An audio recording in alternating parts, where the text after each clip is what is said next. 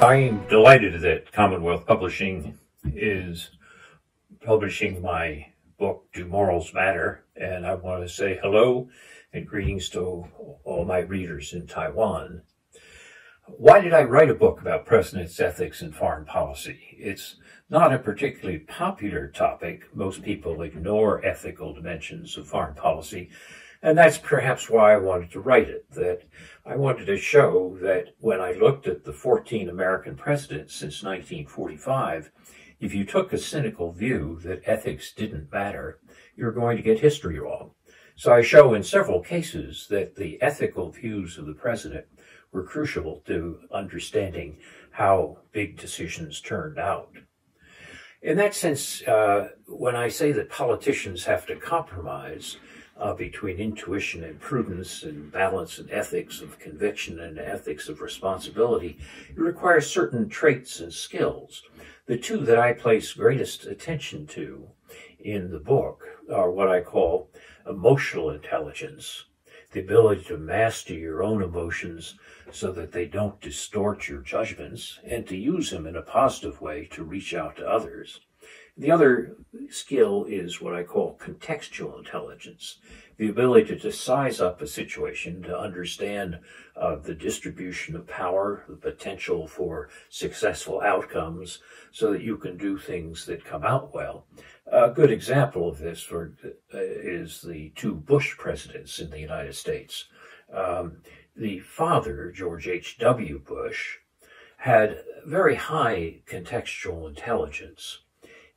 He had served in many different jobs throughout the government and had a good deal of experience and was able to use his emotional intelligence, his ability to manage his emotions, plus his experience and his contextual intelligence to bring an end to the Cold War with Germany inside NATO and not a shot being fired. Many people in 1989 would have said this was impossible. But Bush was able to do it. And when people said, well, why don't you make greater publicity about the fall of the Berlin Wall, Bush said, I'm not going to dance on the wall. I have to negotiate with Gorbachev. That was a sign of both emotional intelligence and contextual intelligence. His son, George W. Bush, was less skilled in either emotional or contextual intelligence. He had good intentions when he invaded Iraq, but very poor contextual intelligence. And the net result was that while he went into Iraq with good intentions, he didn't pay enough attention to the means or understand them, or to the probability of unintended consequences that would be very negative. And in that sense, he illustrated the old adage that the road to hell is paved with good intentions. So I think both those skills, emotional intelligence and contextual intelligence, are crucial, and the two Bushes give you an illustration of how two presidents who were closely related to each other differed very greatly in those skills. As for today, when we look at the current COVID crisis, we find that leaders are under tremendous pressure all over the world, and there are not many countries which have done particularly well. I think that if you look at countries which have done relatively well, Germany with Angela Merkel, the chancellor, has done quite well. A small country like New Zealand with Jacinda Ardern has also done very well. Similarly, I think Taiwan has done well, and South Korea has done well. So I think that there are some leaders who are able to use combined emotional and contextual intelligence and to balance the problems of all three dimensions of morality, intentions, means, and consequences, to reach better outcomes than others. Nobody can have a perfect record on something as devastating and surprising as the new coronavirus that we've seen in 2020. But it's true that leaders who have those skills, which I emphasize in my book, Do Morals Matter, tend to be those who have been more successful in their countries. Unfortunately, I can't list President Trump among those leaders.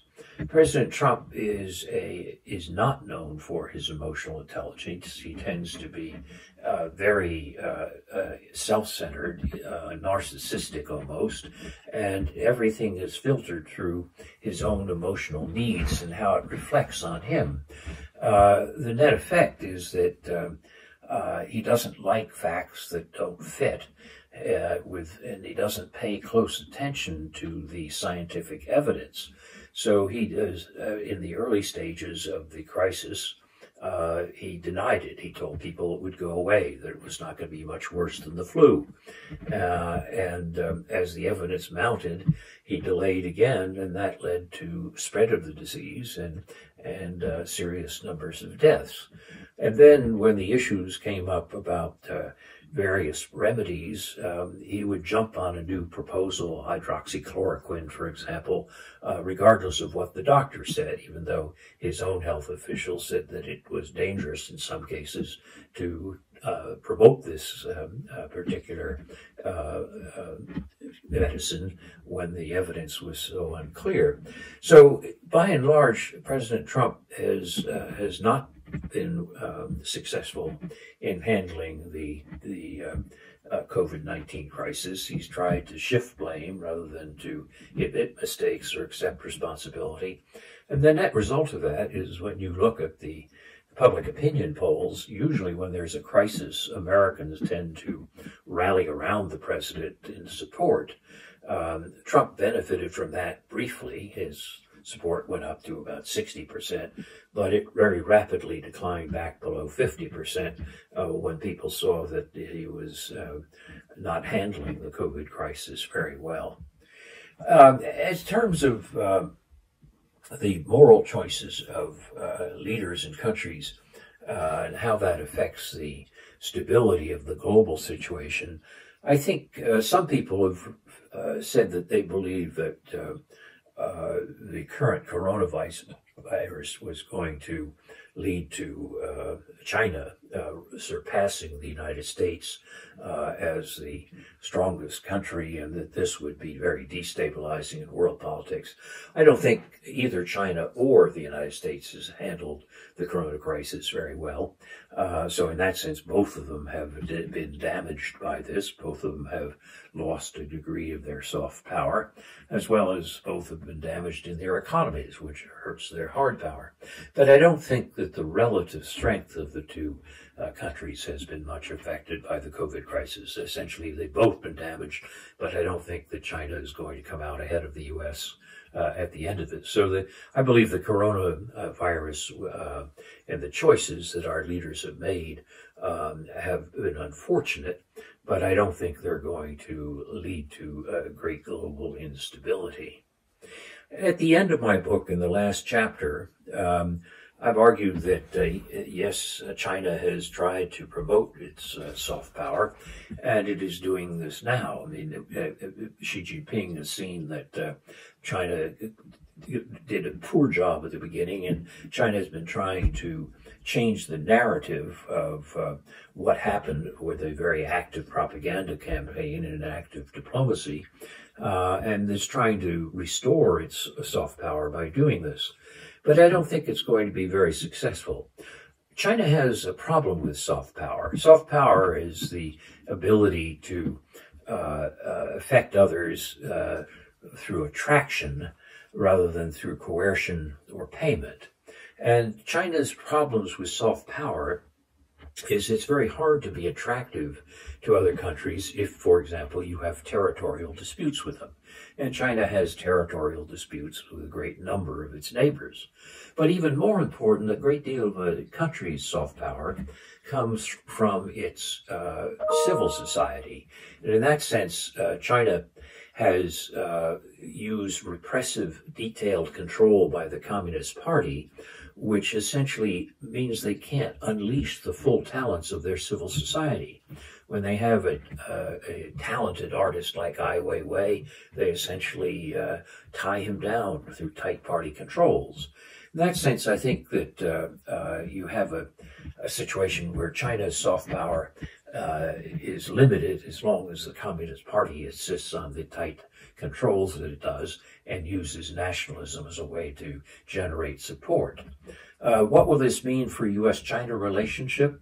Well, it's going to go through a difficult spell, I'm afraid, and the corona crisis, the COVID-19 crisis, has made things worse rather than better. I think the important thing to remember is that while the competition between the United States and China heats up, that there's some areas where the U.S. and China still have to cooperate because there's no alternative. If you look at these transnational issues, the global issues, such as pandemics or climate change, there's no way any one country can deal with these problems by itself. It has to be done cooperatively. The U.S. and China, for example, produce 40% of the world's greenhouse gases. The U.S. can't solve that alone. China can't solve it alone. So even while there's strict competition or tight competition in some areas, for example, the South China Sea, there are reasons why the U.S. and China should cooperate together on issues related to climate change and particularly related to pandemics. I think the fact that the two leaders, Xi Jinping and Trump, have spent their time trying to shift blame and to engage in propaganda rather than truly engage in cooperation is a major missed opportunity. But we still have a long way to go on this COVID-19 crisis, and we'll have to see what happens in the future. At this stage, I think we are seeing a failure of leadership, but this could possibly change in the future. In any case, I hope that readers of Do Morals Matter will find that looking at the framework I provide of getting to understand how all three dimensions of intentions, means, and consequences are important, and how leaders' emotional and contextual intelligence can guide them as they steer through difficult decisions. I hope that that'll be helpful to readers as they think ahead to the moral issues which will face us all as we look beyond this current COVID crisis. One thing to keep in mind is that a virus does not care anything about the nationality or politics of the humans it kills. And maybe the humans ought to learn a little bit more about cooperation so that we're better able to defeat the virus. In any case, I hope you enjoy reading the book, and good luck to you all. Thank you.